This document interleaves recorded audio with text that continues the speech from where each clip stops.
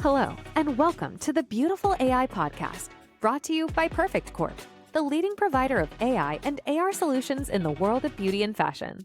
This podcast explores the many ways AI innovation is enhancing the lives of consumers and creating a more beautiful world. Join our host, technology thought leader Wayne Liu, as he talks with industry leaders about the AI innovations influencing the world today. If you're interested in learning more about the transformative impact of AI, keep listening.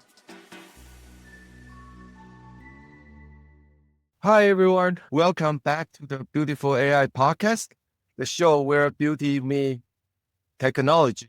And today we'll say the technology meets wellness and self-expression. I'm the president and the chief growth officer of Perfect Corp. So I'm thrilled to be your host today as we dive into the intersection of a human insight and the machine intelligence. So today we are venturing into the new territory, one of that blending the technology with something deeply personal, the way we see ourselves. So I'm so glad to have our guest, Dr. Tara Well, a psychologist, a researcher, a professor, and the author of the Mirror Meditation. Her work bridges the gap in between the inner reflection and the outward appearance, so offering a very unique perspective of how beauty tech is impact mental wellness and the self-image in the digital age. Dr. Well, welcome to the Beautiful AI Podcast. It's really a pleasure to have you. Thank you. Thank you for the invitation. I'm looking forward to our conversation.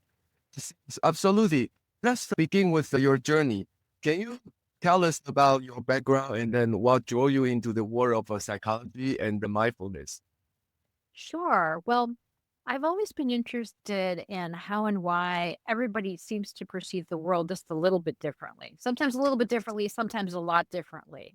So I've been interested in identifying the psychological factors that affect how we see the world and ultimately began thinking about directing that question toward how we see ourselves and how we can have such variability in how we see ourselves compared to how other people see us and how our perceptions of ourselves can change over time. And of course, mirrors are very important in how we see ourselves. So in recent years, I've been doing research on how we use mirrors as a way to see both our external appearance and also how we can use them to become more in touch with our emotions and develop almost a sense of intimacy with ourselves. Oftentimes, when we look in the mirror, we see ourselves as an object and we want to kind of perfect that object and think about how we look to others and look as good as we possibly can to avoid criticism. But we can also use mirrors as a way to deepen into our connection with ourselves, to see ourselves with more compassion, to be aware of our negative thoughts that we have that sometimes just get evoked when we just even see ourselves in the mirror. And also helping people realize that oftentimes some people say, oh, I love mirrors, I hate mirrors. People who hate mirrors oftentimes, they hate mirrors because they don't want to really see themselves and see sometimes their negative emotions, or they can have very intense criticisms about their physical appearance. And so I try to help them shift their focus to understand how these critical thoughts are affecting them. So by looking at themselves in the mirror, what they can oftentimes do is realize, oh, I'm really feeling distressed when I look at myself. I'm really unhappy when I look at myself. And instead of trying to fix themselves or fix their image, I encourage them to think more deeply about being kind to themselves and being more self-accepting. Yeah, that's pretty amazing, because most often we see other people's, right? But we didn't really see ourselves. So through the reflection of the mirror, you can actually tell lots of the mindful states of the person. So that's very interesting research. So let's delve more deep into this research. So especially I like to know that your research is really linked in between the mental health and the physical well-being. And then we are talking about right now, the beauty is not only skin deep, because the skin actually can tell us lots of things. So, one of the article which I write for Forbes states the skin actually is a reflection of the inner state. Okay, so based on your research and your experience, how does our emotional state affect the thing like skin health and the way we perceive our overall wellness? It's a really good question. There's a lot of great cutting edge research that's happening now with microbiome and the skin brain gut connection. It's what it's called. It's essentially that we have certain types of microbiome, some of them healthy, some of them non healthy in our gut bacteria that also is linked to our brain. So we find that we have unhealthy gut bacteria, we actually tend to feel more depressed and more kind of lethargic, and you can kind of get into a loop where you're kind of eating bad food, you're eating a lot of, sweets and greasy food, and that's like feeding the negative gut bacteria. And this also shows up on the skin because the skin also has certain types of bacteria in it. So your mental health, it was sort of like years ago, it was kind of like an illusory correlation. We thought, oh, well, if you get stressed out, you might get a skin breakout, or you might, look stressed from things like not enough sleep, or if you're stressed out. But actually, it's very much related to biochemicals in your body. And so, what you eat and your level of stress, the kinds of thoughts you have about yourself, the way you engage in self care is very much related to skin health. Wow, that's a really fantastic because of what happened here is it doesn't really matter like how much product you put on your skin. Actually, take good care of yourself. The well-being actually is the best way to take care of your skin. Okay, so that's Right. yeah, Because the skin is just kind of reflecting out what's happening internally in your body.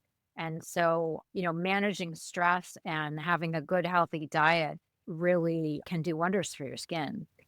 yes, yes. So absolutely. So that's a talk about something a little bit more deep because right now we're talking about human, right? Human intelligence. Like in Perfect Corp, so we definitely pretty much work on the artificial intelligence. Okay. So I'd like to hear from you, like first, how the AI is revolutionized the beauty industry from hyper personalization skin diagnostic to the virtual trial. From your vantage point, right? Because you research a lot and you work with a lot of beauty company. So, what are some of the psychological impact of the technology shift? Well, there's just so many different ways that AI and virtual reality are affecting how people feel about themselves and their general ideas about beauty. And some are good and some are, things that we need to work on. So we know that AI can generate some idealized images that we see constantly everywhere. So if people get into comparing what they actually physically look like with these idealized images, studies show that that can lead people to feel lower self esteem. They generally feel less confident. They could develop social anxiety, things like that. I think as time goes on, consumers are becoming more savvy and able to kind of discern what is a perfect image versus what is a skincare tool or technology that can help to enhance their personal beauty and increase their own quality of life rather than getting caught in the comparison of Yeah. looking at these perfect and idealized images. And, virtual try-ons as well as, skincare analyses and things like this can be used as tools by consumers to help them improve their mental health as well as their physical appearance. For instance, virtual try-ons are really great because they allow people to experiment with different kinds of images and ways that they might be able to explore different facets of their identity. And they can oftentimes do this in the privacy of their own home. So they don't have to Mm-hmm. worry about if they try on something and it looks crazy, like no one's going to see it but them. And so there's actually research that shows that people do get a dopamine hits, an immediate sort of gratification from using virtual try-ons and trying on different hair and glasses and different kinds of makeup or clothes, that it's something that people can do as a way to feel good about themselves. It's also a way that they have a lot of control because in a sense they can do it in the privacy of their own home. It's also it's either zero cost or very low cost to try on all these different things and to get a sense of how they feel so that when they do purchase something that they have a lot of information and experience with the product already so they can feel more confident when they purchase it and make more mindful purchases and purchases that they don't regret making.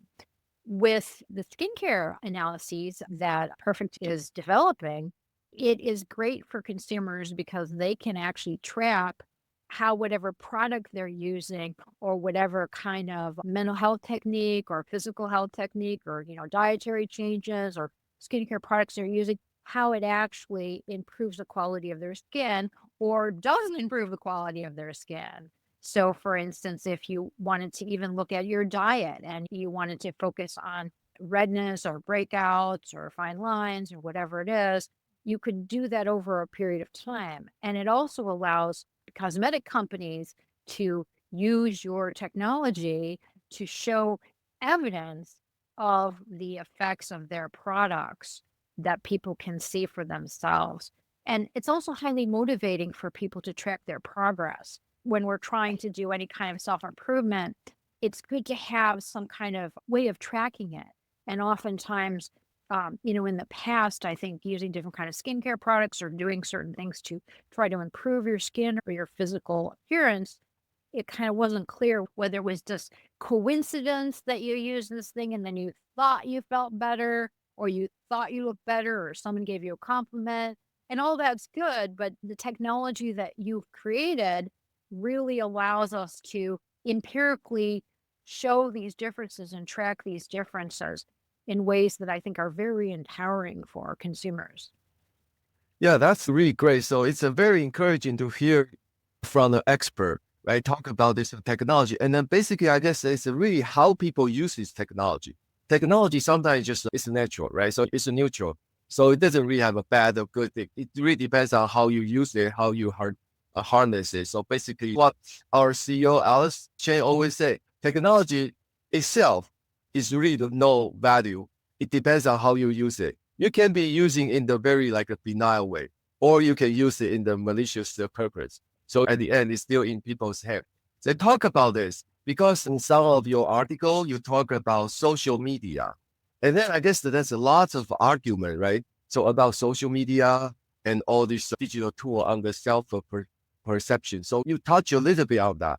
So how do you feel about this social media, like TikTok and Instagram, has like the impact on this, especially on their teenager?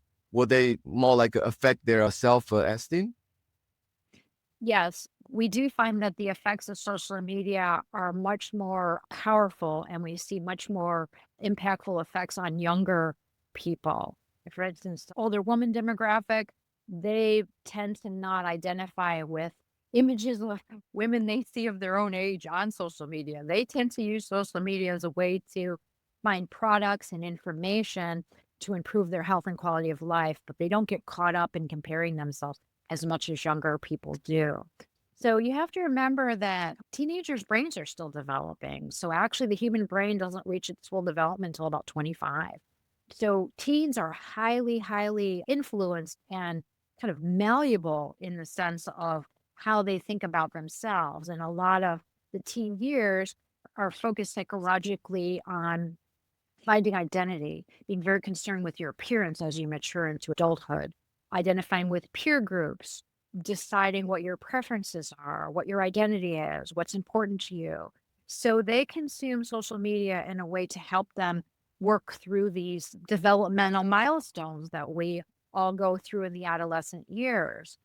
And so it's really unprecedented now that there is so much information out there that teens can use to sort of mold and shape their identity. Some good can come out of it, but some also detrimental effects can come if young people get so involved in trying to compare themselves with a perfect image.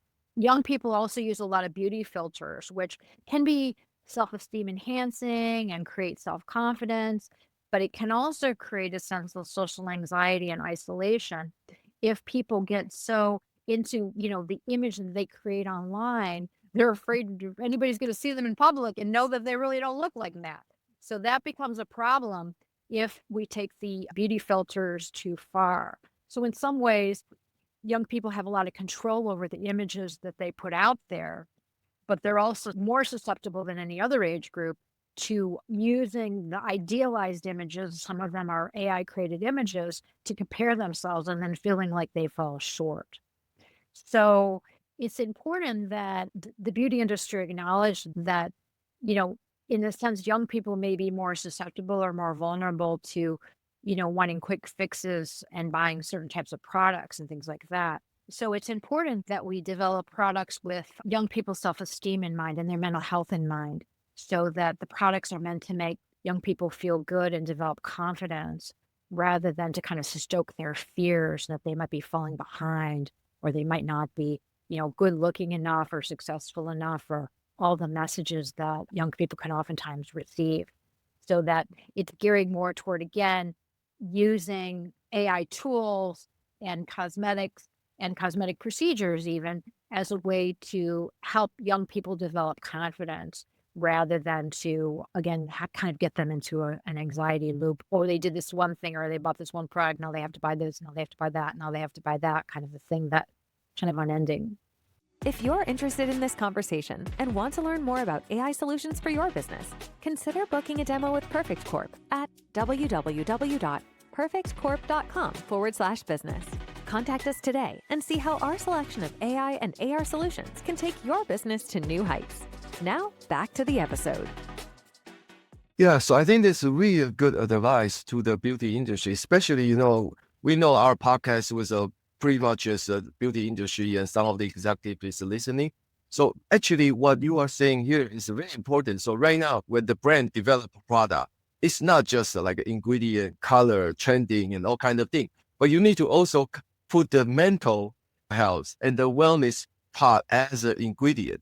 So let's more like a look at this product as a holistic effect, not just putting something on your faces, but what will be the profound impact of this product with all these, especially these young people, right? When they use this product and then try to, lower their self-esteem or try to just pretend they are somebody. So that's why I guess that's a very important mission case for all the beauty industry. Design the product with a heart. So it's like you have to be mindful when you design a product, not just to get these young people to buy your product, but you need to think about the social responsibility. So that's a really good advice to the beauty industry. So let's talk about your book. Okay, the short title is a mirror meditation, but we can show actually the complete title is a mirror meditation: the power of a neuroscience and the self-reflection to overcome self-criticism, gain confidence, and see yourself with a compassion. So it's a great book because if you find this in the Amazon, so actually it's get a very, very good review. So let's talk about your book. So in the book, you introduce a practice of mindful self-reflection in the world filled with all this curated image and the algorithm. So how can this mirror meditation help people cultivate this more grounded and empowered relationship with the appearance? Yeah, it's really a powerful technique. And you have to remember that the majority of time that most people spend looking in the mirror is when they're applying beauty products, applying cosmetics or doing facial or skincare or, shaving, brushing their teeth, things like that. So how they feel about themselves is very much linked to their appearance. And their appearance is very much linked to how they see themselves in the mirror. So what I encourage people to do is to be mindful of how they're looking at themselves, because oftentimes people look at themselves as though they're an object. This is actually called self-objectification in psychology. It's where you see yourself as an object and you want to make the object perfect. And if the object isn't perfect, you get mad at the object and you just try to fix it so it's perfect. But what we do is very intense self-criticism that we oftentimes don't even realize we're doing. And so I encourage people to not look at themselves as an object that needs fixing when they look in the mirror, but to look deeply in their eyes and see how that criticism is affecting them. And then once you do that, you can use the mirror more to check in with your emotions, to check in with how you're feeling, and to use that time that you spend in front of the mirror. If you have time to do the classic mirror meditation that's described in the book, that I highly recommend, that's wonderful. But you also have these short times when you look in the mirror, for instance, doing your beauty routine in the morning, that you can turn that into more of a mindful exercise so that you're not criticizing or just slapping things on your face and running out the door, but you're really taking the time to sort of honor yourself, to see yourself with compassion, maybe, being aware of how you're feeling about the day that you're going to start, any anxieties that you're feeling about your appearance, and seeing if you can just, you know, ease up on that a little bit, just accept how you look and go into a space with confidence. Because the other thing is, we oftentimes will look for external validation. It's particularly true of the young people, the teenagers, but it's also true of everyone. We want other people to say, oh, you look great, you look good, whatever. And sometimes we don't get that, right? If we can do that for ourselves, I'm not saying, gaslighting yourself and just saying, oh, I'm the most beautiful woman who's ever, whatever. But I'm just saying, this is what I look like. I accept myself. I'm kind to myself no matter what I look like. I'm still kind to myself, even if I'm getting older, or maybe I've gained a few pounds, or I've lost too much weight even, or whatever. Everybody seems to have a couple of issues that they tend to focus on as things that they criticize about themselves.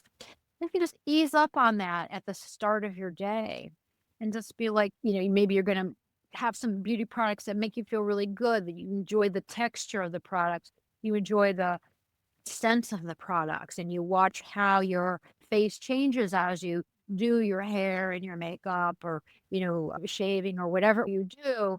And then you just enjoy that process rather than feeling like you are this thing that needs to be fixed.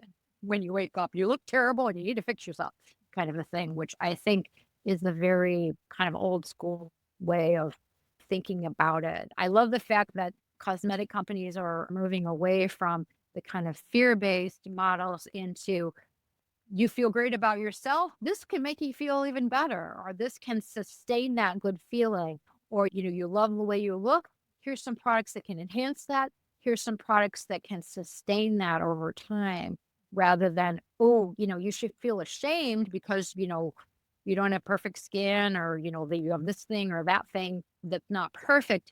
Instead of switching that and going, that's a unique aspect of you, how do you want to enhance it?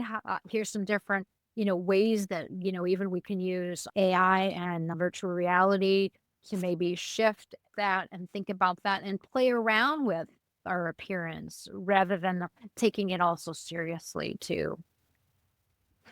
Yeah, so I guess that's really eye-opening. When I listen to what you say, I'm thinking about myself.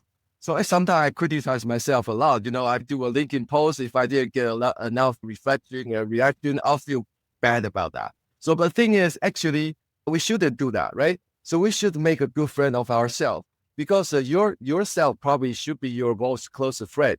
You should be able to understand yourself and don't see yourself as object, which I think that's cool. Everybody should use it. And then what you said, actually, I think everybody should read your book and then start to learn in this meditation mirror when you see yourself, and put this meditation as a part of your beauty routine. Okay. So beauty is not just how you look, how you appear, but how people feel about you and how you feel about yourself. Okay. So if you have a confidence about yourself, and then I guess you show it's beautiful, right? So that's why I guess what you say is absolutely important. So I encourage people just to try to practice, right, the mirror medication, and then we'll see. I think people will change eventually. Okay, so that's great. Yeah. And then also say, we talk about within, right, the inside. And then, so let's talk about outside. Okay, so it doesn't really matter how we feel inside, but it's outside world, external world. It's a lot of technology, all these things coming. Okay, so looking ahead. So what excites you, or maybe more, or concern? Okay, so both ways. So more exciting and then concern about all this technology, say like in the AI, psychology, and beauty. So are there any trend or innovation you are keeping as a close eye on?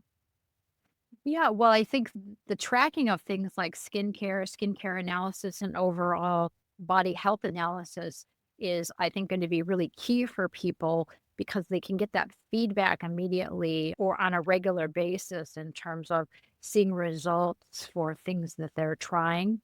I think is really key. I think that consumers are just becoming more sophisticated in the sense of not buying into idealized AI generated images and comparing themselves with those anymore. I also think that ideas of what we see as the ideal beauty standards are changing and broadening to include more unique kinds of beauty so that everyone can feel beautiful regardless of, whether or not it meets their own standard or somebody else's standard, and just how we can enhance natural beauty and having that be just something that's not some kind of radical alternative view, but just like the standard. Everybody gets to feel beautiful, not just some people get to feel beautiful. And then again, using these tools as a way to enhance and maintain your good feelings about yourself and then what you can do to maintain your physical appearance. I'm also excited about how AI is being used with aesthetic procedures, allowing people to see what specific kinds of aesthetic procedures, how they'll change how people's faces and bodies can look, because doing aesthetic procedures is something that people should be very mindful of. It's something that can be a big deal. And being able to have all the information you need to see exactly what it's going to look like once you have the procedure done, how long it's going to last, things like that, I think are very good as well. Yeah. Okay. Wonderful, wonderful. So such a fantastic conversation. So Dr. Well, so before we wrap up, you talk a lot and then a lot about ourselves and the mindful. I guess there's still quite a lot of information that our audience want to know. So I don't think everybody can get into the productology and then sit into your class. That's kind of like impossible. But the thing is that before we wrap up, so where can our listener find your work or connect with you online? Well, you can connect with me online on LinkedIn for professional connections. Also, if you're interested in the mirror meditation, mirrormeditation.com. And of course, I'd love it if you could get the book. There's a lot of other exercises and a lot of other things that we didn't get a chance to talk about.